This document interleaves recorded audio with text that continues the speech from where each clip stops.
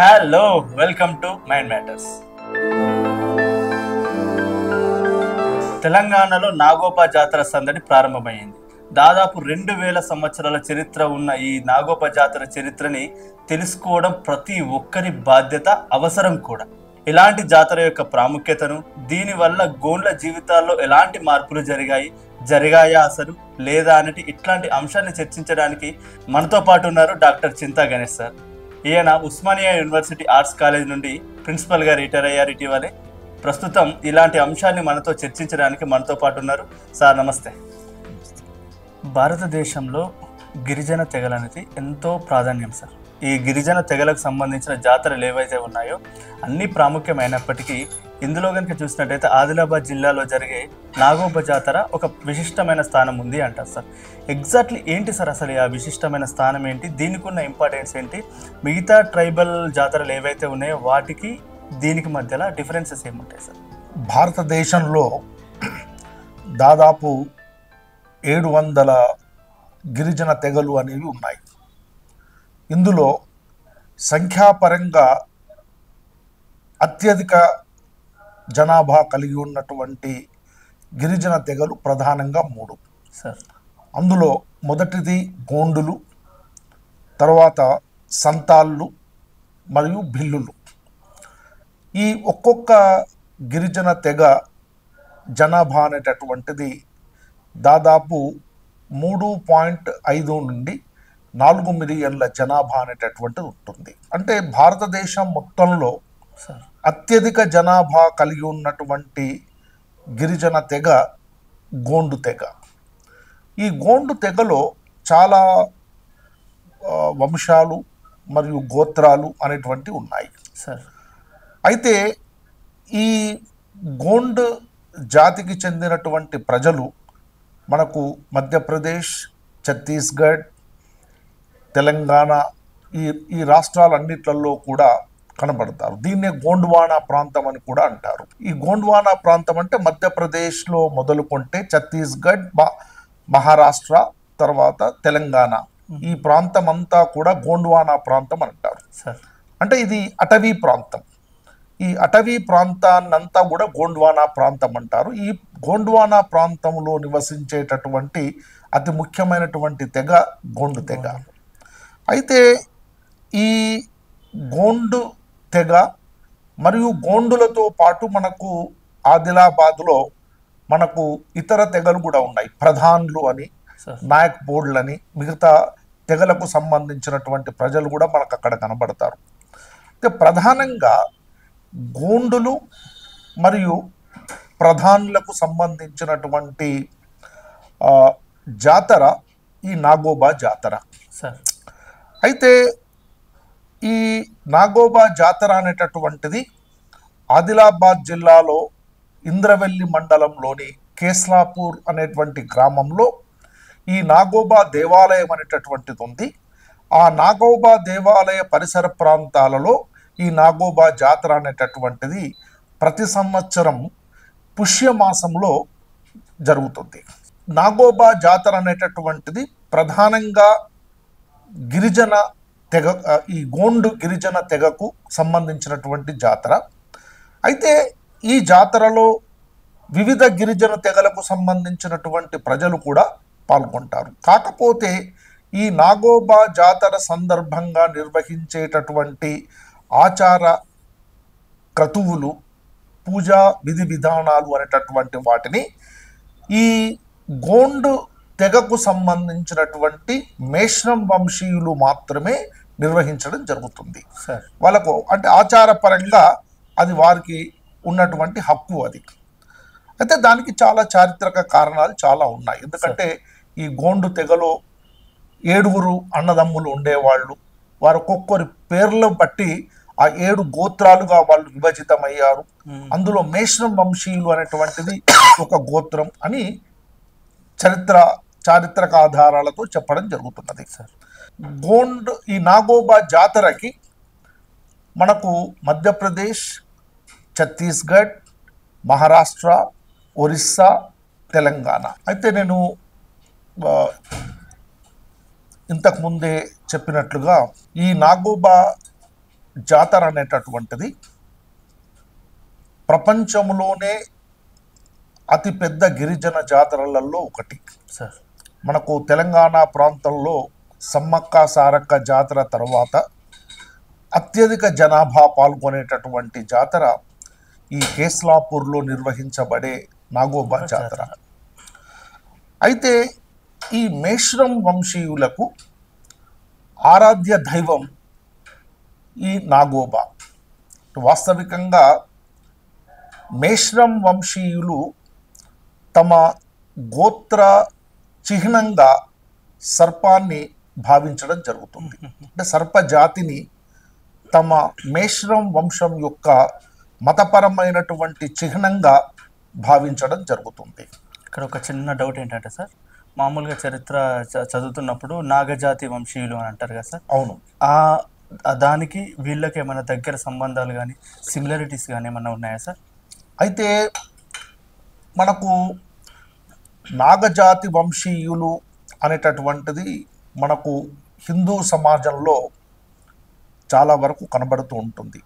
కాకపోతే ఇక్కడ గిరిజన తెగలకు సంబంధించి ఈ సర్పజాతిని తమ వంశానికి లేదా తమ గోత్రానికి ఒక మతపరమైనటువంటి చిహ్నంగా భావిస్తూ తమ ఆరాధ్య దైవంగా భావించడం అనేటటువంటిది ఈ గోండులలో కనబడుతుంది. వాస్తవికంగా నాగోబాను నాగోబా అంటే సర్పజాతికి సంబంధించినటువంటి ఒక ఆరాధ్య దైవం. దీన్ని గోండు ప్రజలందరూ కూడా విశ్వసిస్తారు, ఆరాధిస్తారు. కాకపోతే ఇక్కడ సమాజ శాస్త్రీయ పరంగా నేను ఒక విషయాన్ని చెప్పదలుచుకున్నాను. ఎందుకంటే మనకు ప్రపంచవ్యాప్తంగా ఉన్నటువంటి గిరిజన తెగలన్నింటిలో కూడా మనకు గోత్రాలు అనేటువంటివి కనబడతాయి. అంటే ఒక గిరిజన తెగ వివిధ గోత్ర సమూహాలుగా విభజితమై ఉంటుంది. ప్రతి గోత్రానికి ఒక మతపరమైనటువంటి చిహ్నం అనేటటువంటిది ఉంటుంది. దాన్నే ఎమైల్ దుర్ఖైమ్ అనేటటువంటి సమాజ శాస్త్రవేత్త అధ్యయనం చేసి దీన్ని టోటెమ్ అని అన్నాడు. టోటెమ్ అంటే ఒక మతపరమైనటువంటి చిహ్నం. ఎందుకు అంటే వాస్తవికంగా గిరిజనులు ఏ ఆధునిక మతానికి చెందినటువంటి వాళ్ళు కాదు. గిరిజన మత రూపాలు వేరు, ఆధునిక మత రూపాలు వేరు. సో మనకు గిరిజన మత రూపాలలో మనకు ప్రధానంగా కనబడేటటువంటి మత రూపాలు ఏమిటి అనంటే వాటిని ఆదిమ మత రూపాలు అని కూడా అంటారు. అందులో సర్వాత్మవాదము, జీవాత్మవాదము, ప్రకృతి ఆరాధనావాదము, టోటెమిజం, ఇవి 4 మనకు ప్రధానంగా కనబడేవి. ఈ టోటెమిజం అనేటటువంటిది గోండ్ తెగలో కూడా ఇది కనబడుతుంది. టోటెమిజం అంటే ఏమిటి? తమ గోత్రానికి సంబంధించినటువంటి మత చిహ్నాన్ని ఆరాధ్య దైవంగా భావించడం. సో గోండ్ జాతికి సంబంధించినటువంటి మతపరమైనటువంటి చిహ్నము నాగోబా. అంటే సర్ప జాతికి సంబంధించినటువంటి సర్పాలు. అయితే ఈ సర్పాన్ని తమ గోత్ర ఆవిర్భావానికి మూలంగా భావిస్తారు. ఈ సర్పాన్ని పూజించడం వల్ల వారు ఆయురారోగ్యాలతో జీవిస్తారు అని చెప్పి, వారికి సకల సంపదలు అనేటటువంటివి కలుగుతాయి అని, వారి యొక్క పంటలు అనేటటువంటివి చాలా సమృద్ధిగా కలుగుతాయి అని చెప్పి ఒక విశ్వాసం అనేటటువంటిది మనకు ఈ గోండు జాతిలో కనబడుతుంది. అంతేకాకుండా మనకు గిరిజన సమాజాలలో ఈ టోటెమ్ అంటే ఈ మతపరమైనటువంటి చిహ్నాన్ని చుట్టూ కొన్ని ఆచార విధి విధానాలు అనేటువంటివి కనబడతాయి. అంటే ఆ టోటెమ్ సంబంధించి ఏ విధంగా పవిత్ర భావంతో పూజించాలి, ఏ రకమైనటువంటి ఆచారాలను నిర్వహించాలి, అనేటటువంటివి దాదాపు చాలా గిరిజన తెగాలలో కనబడుతుంటాయి. అలాంటిదే ఈ గోండు జాతిలో ఉన్నటువంటి ఈ టోటమిజం అనేటటువంటిది. సార్ ఇది అంటే దీన్ని సోషలాజికల్గా చెప్పొచ్చు. అంటే ఎమైల్ దుర్ఖైమ్ అనేటటువంటి సమాజ శాస్త్రవేత్త the elementary forms of religious life అని ఒక గ్రంథం రాశాడు. సార్ అందులో సమాజంలో మతం యొక్క పాత్ర ఏ విధంగా ఉంటుంది, మతపరమైనటువంటి విశ్వాసాలు సామాజిక సదృఢతను ఏ విధంగా, అంటే ఒక సామాజిక ఐక్యతను ఏ విధంగా ఏర్పాటు చేస్తాయి అనేటువంటి విషయాన్ని గురించి ఆయన అధ్యయనం చేయడం జరిగింది. కాబట్టి వాళ్ళ గోండులలో కూడా, అంటే మిలియన్ల సంఖ్యలో ఉన్నటువంటి గోండులందరూ కూడా ఈ నాగోబాను ఆరాధ్య దైవంగా భావిస్తూ ఒక్కచోటికి రావడానికి, వారు ఐక్యంగా ఉండడానికి, ఒక పవిత్ర భావనతో జీవనం గడపడానికి ఈ నాగోబా అనేటటువంటి చిహ్నలో ఉన్నటువంటి విశ్వాసం వారందరినీ ఒక త్రాటిపైకి తీసుకొస్తా ఉంది. ఇది అంటే సమాజ శాస్త్ర పరంగా ఈ నాగోబా జాతరని కానీ, నాగోబా దేవాలయాన్ని కానీ, ఈ నాగోబా జాతర అనేటటువంటిది ప్రతి సంవత్సరం హిందూ మత క్యాలెండర్ ప్రకారము పుష్యమాసంలో అమావాస్య రోజు నిర్వహించడం జరుగుతుంది. ఇప్పుడు ఈ సంవత్సరం కూడా రేపు 29 నాడు అమావాస్య సాయంత్రం దాదాపు 5 గంటల తర్వాత, అంటే సూర్యాస్తమయ సమయం నుండి ఈ పూజా కార్యక్రమాలు అనేటటువంటివి ఈ మేశ్రం వంశీయులు నిర్వహించడం జరుగుతుంది. ఇది నాగోబా జాతర యొక్క ప్రారంభం. ఇందులో ఆ ప్రారంభ రోజు నాగోబా విగ్రహానికి అభిషేకం చేయడానికి పవిత్ర గోదావరి జలాలను తీసుకురావడం జరుగుతుంది. దానికి కొన్ని ఆచార వ్యవహారాలు, పద్ధతులు అనేటటువంటివి ఉన్నాయి. వాటిని చాలా అంటే నిక్కచ్చిగా ఈ మేశ్రం వంశీయులు పాటించడం జరుగుతుంది. అయితే ఈ అమావాస్య రోజున నాగోబా విగ్రహానికి ఆ గోదావరి జలాలతో అభిషేకం చేయడం, దాని తర్వాత క్షీరాభిషేకం చేయటం అనేటటువంటిది జరుగుతుంది. ఈ అంటే ఆచార పద్ధతితో నాగోబా జాతర అనేటటువంటిది ప్రారంభమవుతుందని చెప్పారు. అయితే సమాజ శాస్త్ర పరంగా మరో అంశం ఈ నాగోబా జాతరతో ముడిపడి ఉంది. ఇక్కడ ఆ విషయం అనేటువంటిది చాలా ప్రధానమైనటువంటిది.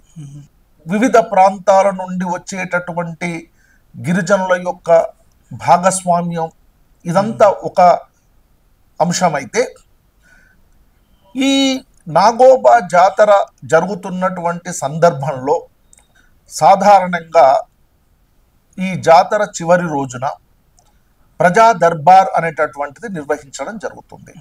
ముఖ్యంగా ఇది 1949 ఆ ప్రాంతంలో హైమన్ డార్ఫ్ అనేటటువంటి సామాజిక మానవ శాస్త్రవేత్త, ఈయన ఆస్ట్రియా జాతికి చెందినటువంటి వ్యక్తి. అంటే 1939లో భారతదేశంలో ఉన్నటువంటి గిరిజన తెగలను అధ్యయనం చేయడం కోసం ఆయన భారతదేశానికి రావడం జరిగింది. అయితే అప్పుడున్నటువంటి నిజాం ప్రభుత్వం ఈ ప్రొఫెసర్ హైమన్ డార్ఫ్ని తెలంగాణకు ఆహ్వానించడం జరిగింది. ముఖ్యంగా ఇక్కడ ఉన్నటువంటి గోండు ప్రజల యొక్క సమస్యల్ని, ఎందుకంటే 1920-30వ దశకంలో చాలా గోండు తిరుగుబాట్లు అనేటువంటివి జరిగాయి. మరి ఆ గోండు తిరుగుబాట్లు జరుగుతున్నటువంటి నేపథ్యంలో ప్రభుత్వపరమైనటువంటి రియాక్షన్ వల్ల అప్పుడు కొమరం భీం లాంటి వాళ్ళు కూడా ప్రాణత్యాగాలు చేయాల్సినటువంటి పరిస్థితి ఏర్పడింది. సో ఇలాంటి ఒక అన్రెస్ట్ ఏ విధంగా అర్థం చేసుకోవాలి, మరి ఆ సమస్యల్ని ఏ విధంగా పరిష్కారం చేయాలనే విషయంలో ప్రొఫెసర్ హైమన్ డార్ఫ్ని ఇక్కడికి ఆహ్వానించడం జరిగింది. ఆయన దాదాపు ఒక దశాబ్ద కాలం ఈ గోండ్ గిరిజనులతో నివసిస్తూ ఈ గోండు జాతికి సంబంధించినటువంటి సంస్కృతిని, సంప్రదాయాలను, సమస్యలను, మరి వారి అభివృద్ధికి ఎలాంటి కార్యక్రమాలు చేపట్టాలి అనేటువంటి విషయంలో చాలా సుదీర్ఘమైనటువంటి పరిశోధన చేయటం జరిగింది సార్. ఆ క్రమంలోనే హైమన్ డార్ఫ్ ఒక సంప్రదాయాన్ని నెలకొల్పాడు. ఏమిటి అనంటే, ఈ జాతర అంటే నాగోబా జాతర సమయంలో వివిధ ప్రాంతాల నుండి, అంటే నేను చెప్పాను గోండ్వానా ప్రాంతం అంతా నుండి కూడా ఈ గోండు జాతికి సంబంధించినటువంటి ప్రజలు ఇక్కడికి రావడం జరుగుతుంది. కాబట్టి ఈ ప్రజల యొక్క సమస్యల్ని అధికారుల దృష్టికి తీసుకెళ్ళాలి, ప్రభుత్వం దృష్టికి తీసుకెళ్ళాలి అనేటటువంటి ఉద్దేశంతో ఆయన ఈ దర్బార్ అనేటటువంటి అనే సంప్రదాయాన్ని ప్రారంభించడం జరిగింది. అయితే ఆ రోజులలో ఆయనకు గ్రిగ్సన్ అనేటటువంటి నైజాం ప్రభుత్వంలో ఒక రెవెన్యూ మెంబర్గా ఉన్నటువంటి అధికారి చాలా సహాయ సహకారాలు అందించడం జరిగింది. అయితే ఈ గ్రిగ్సన్ అనేటటువంటి అధికారి యొక్క సహాయ సహకారంతో ఆ నాగోబా జాతర జరిగేటటువంటి రోజుల్లో, ముఖ్యంగా చివరి రోజున ఆ ప్రాంతానికి సంబంధించినటువంటి అధికారులందరినీ కూడా అక్కడికి ఆహ్వానించి వారి సమక్షంలో ఈ వివిధ గ్రామాల నుండి వచ్చినటువంటి గిరిజన ప్రజలు వినతి పత్రాలను ఇచ్చేటటువంటి సాంప్రదాయాన్ని నెలకొల్పాడు. అయితే ఆ వినతి పత్రాలను స్వీకరించడమే కాదు, ఆ వినతి పత్రాలకు స్పందించాలి. ప్రభుత్వం ఆయా వినతి పత్రాలను స్వీకరించి అందులో ఉన్నటువంటి అంశాలను పరిగణనలోకి తీసుకొని ఆ సమస్యలను పరిష్కరించేటటువంటి ప్రయత్నం చేయాలి అనేటటువంటి సంప్రదాయాన్ని హైమన్ డార్ఫ్ ప్రారంభించడం జరిగింది. అది మనకు 1949 నుండి దాదాపు నేటి వరకు కూడా నిరంతరాయంగా కొనసాగుతూనే ఉన్నది. అంటే ప్రతి సంవత్సరము నాగోబా జాతర జరిగే సందర్భంలో ఈ దర్బార్ అనేటటువంటి దాన్ని నిర్వహించడం జరుగుతుంది. ఈ దర్బార్లో వివిధ గోండు గ్రామాల నుంచి వచ్చేటటువంటి గోండు జాతి నాయకులు కానీ, గోండు ప్రజాప్రతినిధులు కానీ, లేదా ఈ గోండు గోత్రాలకు సంబంధించినటువంటి నాయకులు కానీ, ఈ విధంగా వీరందరూ కూడా పాల్గొని వారి వారి సమస్యల్ని నివేదించుకోవడం జరుగుతుంది. ఇది వాస్తవికంగా సాంప్రదాయబద్ధంగా జరుగుతున్నటువంటి కార్యక్రమం.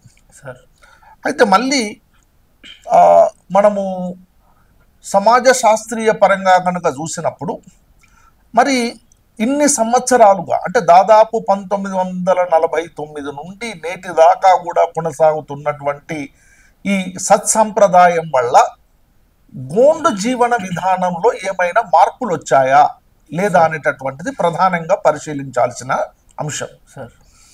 అయితే ఇటీవలి కాలంలో మేము గోండు గ్రామాలను సందర్శించినప్పుడు మరి అంత పెద్ద పెను మార్పులు అనేటువంటివి ఏర్పడినట్టుగా కనబడలేదు. ఇక్కడ మనము హైమన్ డార్ఫ్ యొక్క కృషిని గురించి కూడా చెప్పుకున్నట్లయితే, ఆయన నేను ఇంతకుముందు చెప్పినట్టుగా 1940 నుండి 1949 వరకు, 1949 అంటే 1940 నుండి 1949 వరకు గిరిజనుల యొక్క అభివృద్ధి కోసం చాలా రకమైనటువంటి కార్యక్రమాలను చేపట్టడం జరిగింది. తద్వారా చాలా మార్పు అనేటటువంటిది ఏర్పడింది. అంటే మార్పు అనేటువంటిది అసలే ఏర్పడలేదని కాదది. కాకపోతే 1949 తర్వాతి కాలంలో మళ్ళీ కొంత అంటే గిరిజనులకు నష్టం జరిగేటటువంటి పరిస్థితులు అనేటువంటివి ఏర్పడ్డాయి. అది దాని గురించి మనం తర్వాత చర్చించుకుందాం. అయితే మరి ఈ పిటిషన్లు ఇవ్వటం, అయితే ఆ దర్బారు యొక్క ఒక ప్రత్యేకత ఏంటంటే, ఈ సంవత్సరం ఇచ్చినటువంటి వినతి పత్రాలను పరిశీలించి మళ్ళీ వచ్చే జాతర వరకు అంటే ఒక సంవత్సర కాలంలో ఆ సమస్యల్ని ప్రభుత్వం పరిష్కరించాలి. ఒకవేళ పరిష్కరించలేకపోతే పరిష్కారం కాకపోవడానికి గల కారణాలు ఏంటో వివరించాలి.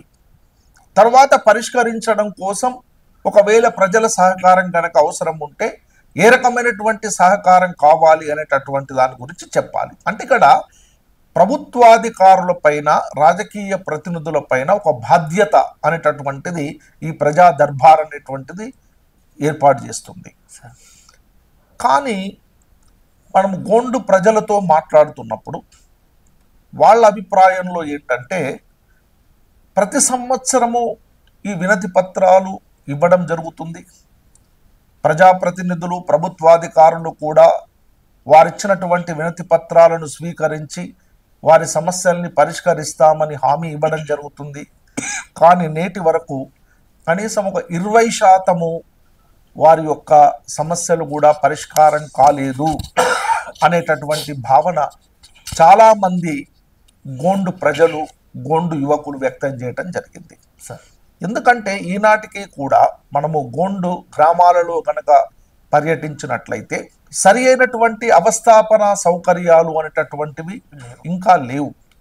అంటే సరి అయినటువంటి రోడ్లు కానీ, నీటి వసతి కానీ, పారిశుద్ధ్య వసతి కానీ, ఇరిగేషన్ అంటే నీటిపారుదల వసతి కానీ, ఉద్యోగ అవకాశాలు కానీ ఏమీ లేవు. ఇప్పటికీ కూడా చాలామంది గోండు ప్రజలు సాంప్రదాయిక జీవన విధానాన్నే కొనసాగిస్తూ ఉన్నారు. ఈవెన్ అంటే హైమండార్ఫ్ యొక్క కృషి వల్ల కొంతమేరకు చాలామంది గోండు యువతీ యువకులు చదువుకోవడం జరిగింది, విద్యావంతులు కావడం జరిగింది. తర్వాతి కాలంలో ఐటీడీఏ ద్వారా ఆశ్రమ పాఠశాలల్ని స్థాపించడం వల్ల కూడా చాలామంది గోండులు చదువుకోవడం జరిగింది. కానీ మరి ఈ మార్కెట్ ఎకానమీలో ఉన్నటువంటి అవకాశాలు, ఉద్యోగ అవకాశాల పట్ల వారికి అవగాహన అనేటటువంటిది లేదు, ఎక్కువగా పెరగలేదు. దానివల్ల చదువుకున్నా కూడా, మేము మా పర్యటనలో భాగంగా మేము చూసాం, పోస్ట్ గ్రాడ్యుయేషన్ జరిగిన వాళ్ళు ఉన్నారు, డిగ్రీ చదివినటువంటి వాళ్ళు ఉన్నారు. మళ్ళీ వాళ్ళు వ్యవసాయ కూలీలు గానో లేకపోతే ఇంకొక రకమైనటువంటి పనులు గ్రామాలలో చేసుకుంటూ జీవించడం జరుగుతుంది. అదేవిధంగా వారి యొక్క గృహ నిర్మాణాలు కూడా మనం గమనించినట్లయితే ఈనాటికి కూడా పూరి గుడిసెలల్లోనే నివసించే పరిస్థితి మనకి ఇంకా కనబడుతుంది. అంటే ఇన్ని ప్రభుత్వ పథకాలను అమలు చేస్తున్నప్పటికీ కూడా మరి గోండు గిరిజనుల యొక్క జీవన విధానంలో మార్పు రాకపోవడానికి, అంటే గణనీయమైనటువంటి మార్పు రాకపోవడానికి కారణం ఏమిటి అనే దాన్ని ఇంకా మళ్ళీ మరింత పరిశోధించాల్సినటువంటి అవసరం చాలా ఉంది. కాబట్టి అంటే ఈ సందర్భంలో చెప్పుకోవాల్సింది ఏంటంటే, ఈ ప్రజా దర్బార్ అనేటటువంటిది ఒక మంచి సంప్రదాయం. కాకపోతే ఆ సంప్రదాయాన్ని కొనసాగించడమే కాదు, కేవలము సాంప్రదాయికంగా మాత్రమే గోండు ప్రజల నుండి వినతుల్ని స్వీకరించి ఆయా సమస్యల్ని కనుక పరిష్కరించకపోతే ఆ ప్రజా దర్బార్ అనేటటువంటి దానికి విలువ అనేటటువంటిది ఉంటుంది. కాబట్టి ఒక సోషియాలజిస్ట్గా నా యొక్క అభిప్రాయం ఏమిటి అని అంటే, ఈ ప్రజా దర్బార్ని సమర్థవంతంగా నిర్వహించడమే కాదు, సమస్యలను కూడా తీర్చాల్సిన వారి యొక్క సమస్యల పట్ల తక్షణమే స్పందించి ప్రభుత్వం అవసరమైతే అత్యధికమైనటువంటి నిధుల్ని కేటాయించి వారికి కావలసినటువంటి అవస్థాపన సౌకర్యాలు కల్పించడం, విద్యా వసతుల్ని, ఆరోగ్య వసతుల్ని కల్పించడం, వారికి నైపుణ్యతలను కల్పించడం, ఈ విధంగా చేసినప్పుడే వారు ఈ ఆధునిక జీవన స్రవంతిలోకి రావడానికి వీలవుతుంది. వారి జీవన ప్రమాణాలు కూడా మెరుగయ్యడానికి అవకాశాలు అనేటువంటివి ఏర్పడతాయి. ఇది ఈ కోణంలో మనము నాగోబా జాతరని అర్థం చేసుకోవాలి అనేటువంటిది నా అభిప్రాయం. Thank you sir, thank you so much. ముఖ్యంగా పోటీ పరీక్షలకు ప్రిపేర్ అయ్యే విద్యార్థులకు కానివ్వండి, మామూలు జనాలకు కానివ్వండి, మీరు ఇచ్చిన ఇన్ఫర్మేషన్ అనేది చాలా అంటే చాలా యూజ్ అవుతుంది.